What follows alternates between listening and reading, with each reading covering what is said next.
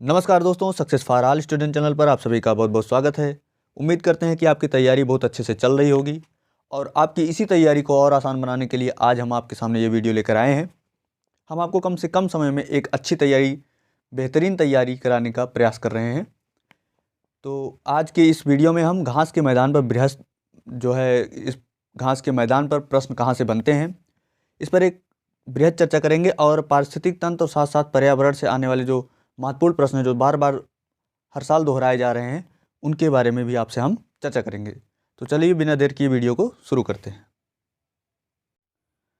चलिए पारिस्थितिक तंत्र की कुछ महत्वपूर्ण तथ्यों के साथ शुरू करते हैं। इकोलॉजी शब्द का सर्वप्रथम प्रयोग कहाँ पर किया गया था? इकोलॉजी शब्द का सर्वप्रथम प्रयोग किसने किया था? तो सर्वप्रथम इसका प्रयोग अर्नेस्ट हेकल ने 1866 ईस्वी में किया था। कब किया था? 1866 ईस्वी में। पारिस्थितिक तंत्र, इकोसिस्टम के जनक किसे कहा जाता है? तो एजी टांसले को कहा जाता है। किसे कहा जाता है? एजी टांसले को। अगला है, गहन पारिस्थितिकी के जनक किसे कहा जाता है? डीप इकोलॉजी के जनक किसे कहा जाता है? तो अर्नीस नीस को कहा जाता है। किसको कहा जाता है? अर्नीस नीस को कहा जाता है। ठीक है। अगला है, ऑरिजिन ऑफ स्पीसीज के लेखक कौन है? ऑरिजिन ऑफ स्पीसीज के लेखक कौन है? ये बहुत ही चर्चित पुस्तक है, आपने पहले भी पढ़ा होगा। ऑरिजिन ऑफ स्पीसीज के लेखक कौन है? तो चार्ल्स डार्विन है। कौन है? चार्ल्स डार्विन है। अगला है हमारा, प्राकृतिक चयन की अवधारणा किसने विकसित की थी? प्राकृतिक चयन की अवधारणा तो चार्ल्स डार्विन ने विकसित की थी। किसने विकसित की थी? चार्ल्स डार्विन ने विकसित की थी। ठीक।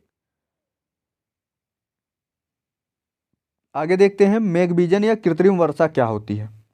मेघबीजन या कृत्रिम वर्षा क्या होती है? या ठोस कार्बन डाइऑक्साइड तथा सिल्वर आयोडाइड का मिश्रण होता है। क्या होता है ये? ठोस कार्बन डाइऑक्साइड तथा सिल्वर आयोडाइड का मिश्रण होता है। ठीक है। आगे देखते हैं।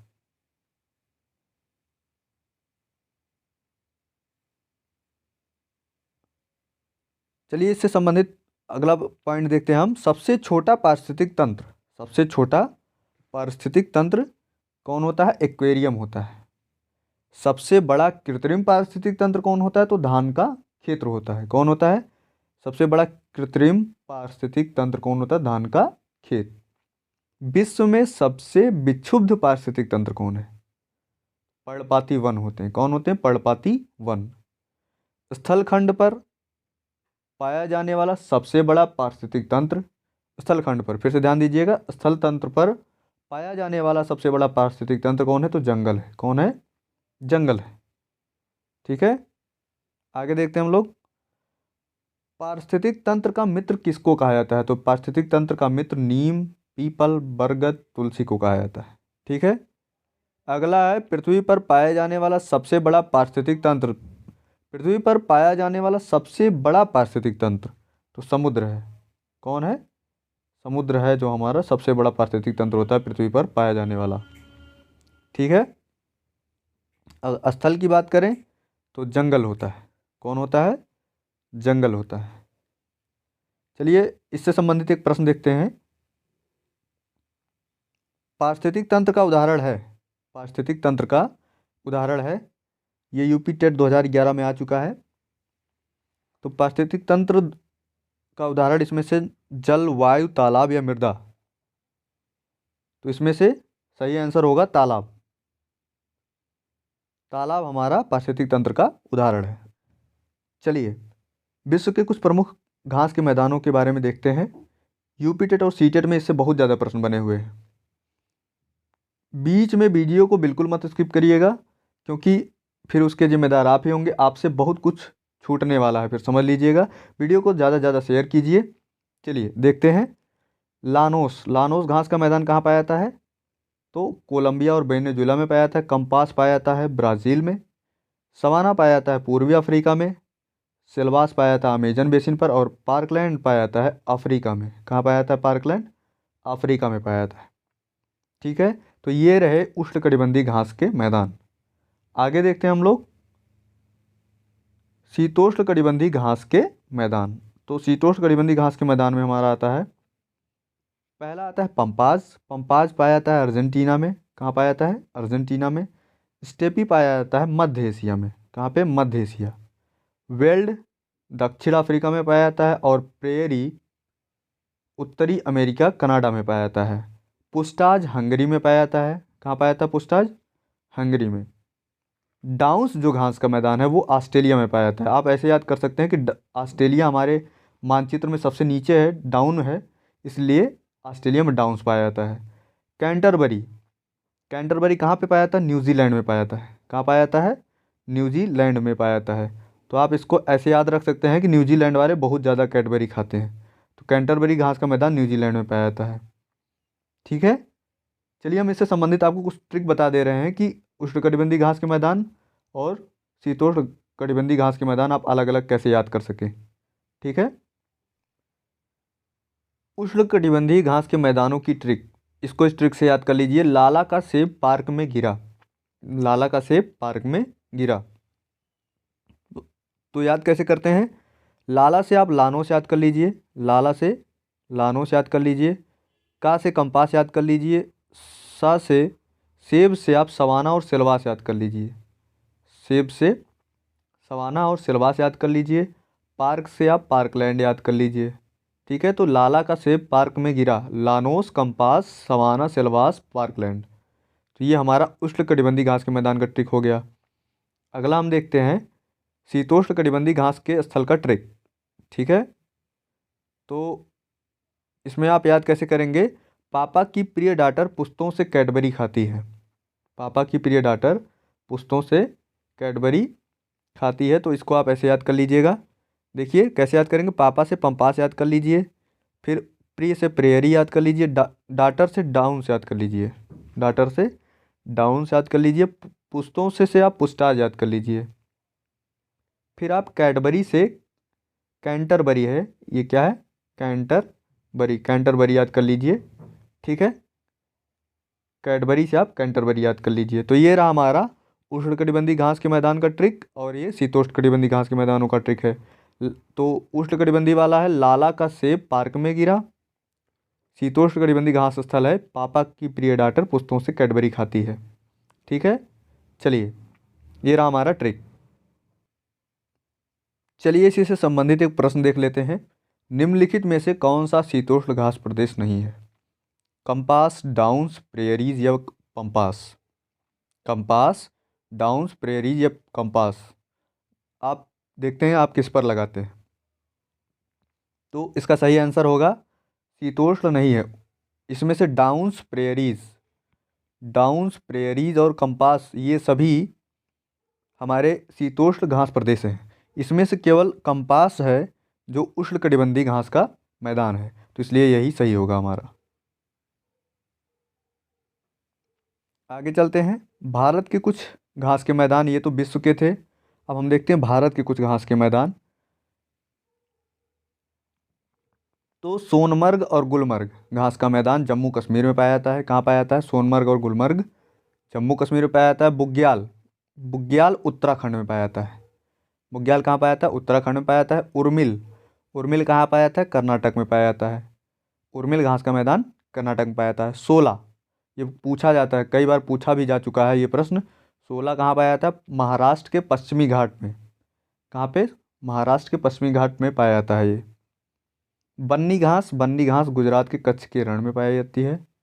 बन्नी घास गुजरात के कच्छ के रण में पाई जाती है। खज्जर चंबा, खज्जर चंबा जो है ये हिमाचल प्रदेश में पाया जाता है। कहाँ पाया जाता है? हिमाचल प्रदेश में पाया जाता है। ठीक, चलिए देखते हैं इसी से संबंधित एक प्रश्न है। 16 घास स्थल कहाँ पाए जाते हैं? 16 घास स्थल कहाँ पाए जाते हैं? पहला ऑप्शन है पश्चिमी घाट, पूर्वी घाट, हिमालय या विंध्याचल में। 16 घास स्थल कहाँ पाए जाते हैं? पश्चिमी घाट, पूर्वी घाट, हिमालय या विंध्याचल में। ये भी यूपी टेट 2018 में आया हुआ प्रश्न है। चलिए देखते हैं। 16 घास के मैदान अभी हमने देखा ऊपर, 16 घास के मैदान, तो इसका सही आंसर होगा पश्चिमी घाट में पाए जाते हैं। कहाँ पाए जाते हैं? पश्चिमी घाट में पाए जाते हैं ये। ठीक है, महाराष्ट्र में। आगे चलिए देखते हैं। चलिए एनवायरनमेंट से संबंधित कुछ महत्वपूर्ण तथ्यों को और देखते हैं जिससे ज़्यादातर प्रश्न बनते हैं परीक्षाओं में। सभी उपभोक्ताओं में से कौन सा गुण पाया जाता है? सभी उपभोक्ताओं में कौन सा सामान्य गुण पाया जाता है? तो परपोषी गुण होता है। सभी उपभोक्ता परपोषी होते हैं। द्वितीयक उपभोक्ता किसे कहते हैं? तो परपोषी उपभोक्ता जंतुओं को द्वितीयक उपभोक्ता कहते हैं। किसको? परपोषी उपभोक्ता को। ठीक। वे जंतु जो दूसरे जंतुओं का शिकार करके अपना भोजन प्राप्त करते हैं क्या कहलाते हैं? वो प्रीडेटर्स कहलाते हैं। क्या कहलाते हैं? प्रीडेटर्स। कुछ जंतु शाकाहारी एवं मांसाहारी दोनों होते हैं, क्या कहलाते हैं? वे सर्वभक्षी कहलाते हैं। ठीक है, आगे। प्रकृति का मेहतर किसे कहा जाता है? प्रकृति का मेहतर किसे कहा जाता है? कई बार क्वेश्चन पूछा जा चुका है। अपघटक को कहा जाता है। अपघटक कौन कौन होते हैं? जीवाणु एवं कवक। कौन कौन होते हैं? जीवाणु एवं कवक। अगला, जीवीय एवं अजीवीय घटकों में संबंध स्थापित करते हैं कौन? अपघटक। खाद्य श्रृंखला में ऊर्जा का प्रवाह किस दिशा में होता है? तो खाद्य श्रृंखला में ऊर्जा का प्रवाह सदैव एक ही दिशा में होता है। किधर होता है? एक ही दिशा में होता है। एक संपूर्ण समुदाय के सभी जीवों में संबंध स्थापित करता है कौन? एक संपूर्ण समुदाय के सभी जीवों में संबंध कौन स्थापित करता है? खाद्य जाल स्थापित करता है। खाद्य जाल ही सभी जीवों में संबंध स्थापित करता है। ऊर्जा का प्रवाह एक ही दिशा में होते हुए भी कई पथों से किस में गुजरता है? होता तो एक ही दिशा में ऊर्जा का प्रवाह, लेकिन ये कई मार्गों से, कई रास्तों से होकर गुजरता है, तो ये खाद्य जाल में होकर गुजरता है। ठीक है, आगे देखते हैं हम लोग। प्रश्न है, पृथ्वी का अपमार्जक कौन है? यूपिटेट 2011 में पूछा गया था। इसमें से पृथ्वी का अपमार्जक कौन है? जीवाणु व कवक, मृदा व जल, पशु, पक्षी। तो इसमें से अपघटक को क्या कहा जाता है? अपमार्जक कहा जाता है। तो अपमार्जक कौन है इसमें से? जीवाणु और कवक। सही हमारा पहला ऑप्शन सही होगा इसका। आगे चलते हैं, अगला प्रश्न देखते हैं हम लोग। खाद्य श्रृंखला में ऊर्जा का प्रवाह होता है। खाद्य श्रृंखला में ऊर्जा का प्रवाह होता है, सभी आए हुए प्रश्न हैं। तो खाद्य श्रृंखला में ऊर्जा का प्रवाह सदैव एक दिशा में होता है, तो एक दिशीय होता है। पहला ऑप्शन हमारा सही है। अगला प्रश्न है, 10% का नियम किसने दिया था? 10% का नियम किसने दिया था? लिंडमैन ने, बैकमैन ने, या गोल्डमैन ने? None of these. किसने दिया था इसमें से? तो 10% का नियम, तो इसका सही आंसर होगा लिंडमैन ने दिया था। किसने दिया था? लिंडमैन ने दिया था। अगला प्रश्न है हमारा, ह्यूमस निर्माण में कौन सहायक है? ह्यूमस निर्माण में कौन सहायक है? उत्पादक, अपघटक, उपभोक्ता, या सभी? यूपी टेट और उत्तराखंड टेट, ये 2015 और 2014 में आ चुका प्रश्न है। ह्यूमस निर्माण में कौन सहायक है? तो अपघटक। कौन है? अपघटक हमारे ह्यूमस निर्माण में सहायक होते हैं।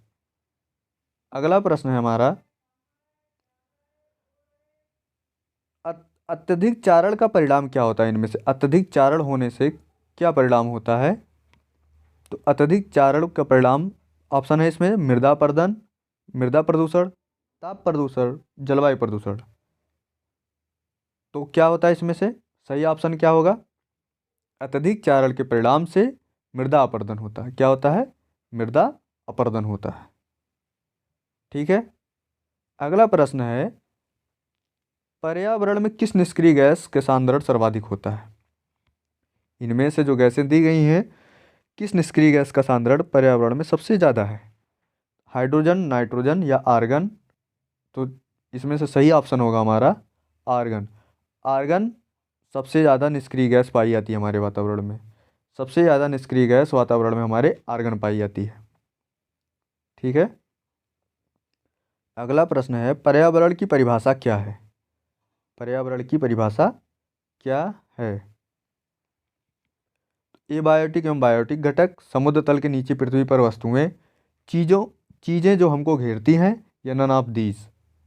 तो पर्यावरण की जो परिभाषा है वो, इसका सही ऑप्शन होगा, वो होगा एबायोटिक एवं बायोटिक घटक। एबायोटिक एवं बायोटिक घटक। आगे चलते हैं, ऊर्जा का पिरामिड होता है सीधा, उल्टा, अनियमित, या नन ऑफ दीज? तो ऊर्जा का पिरामिड सदैव कैसा होता है? सीधा होता है। तो पहला ऑप्शन सही होगा। आज हमारे प्रश्नों की जो श्रृंखला थी यहीं तक थी। वीडियो को ज़्यादा से ज़्यादा शेयर कीजिए, लाइक कीजिए। अगर चैनल पर नए हैं तो सब्सक्राइब कर लीजिए। मिलते हैं नेक्स्ट वीडियो में, तब तक के लिए जय हिंद जय भारत।